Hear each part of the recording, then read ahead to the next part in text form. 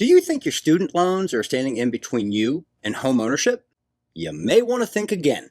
Sure, student loan debt is real, but it doesn't automatically disqualify you from buying a home. The key is understanding how lenders treat that debt across different loan types, because not all mortgage programs look at student loans the same way. Let's break it down. When you apply for a mortgage, lenders aren't just looking at your credit score. They are laser focused on other important factors such as your debt to income ratio, or DTI. That's the percentage of your monthly income that goes towards debt payments, including student loans. Even if your loans are deferred or in forbearance, lenders will usually factor in a monthly payment when calculating your DTI.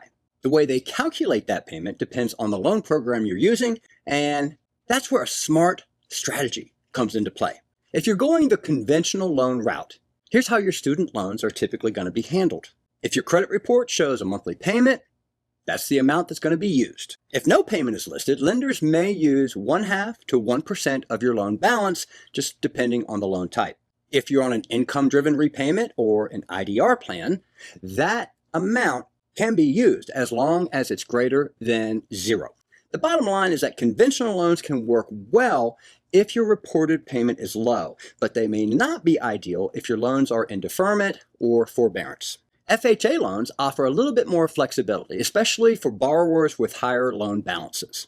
If your payment is more than 0, lenders will use the actual payment. If there's no payment listed, they'll use 0.5% of the total loan balance.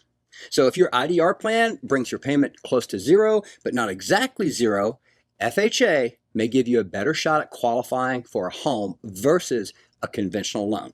Let's talk about VA loans and student loans.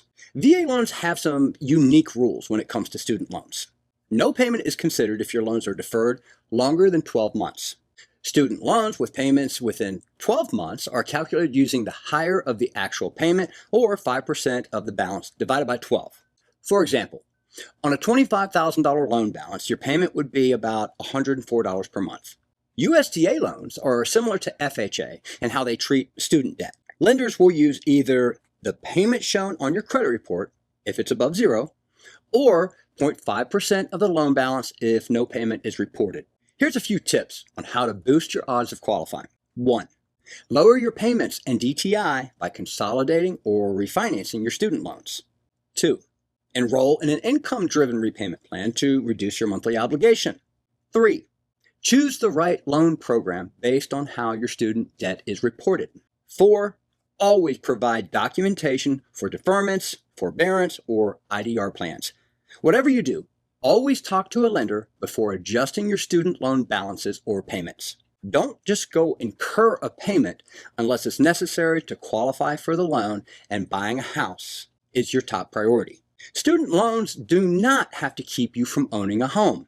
Each loan program views student debt differently, so understanding the rules can help you play the game smarter. Work with a lender who understands these guidelines and can help you align your student loan strategy with the mortgage that best suits your goals and your needs. For more expert tips on buying a home with student debt, visit mortgageresearch.com. And if you found this video helpful, consider giving it a like, subscribe, and tap that notification bell for more mortgage advice. If you have any questions, drop them in the comments. We're here to help you every step of the way. Thanks so much for watching, and here's to making homeownership happen, student loans and all.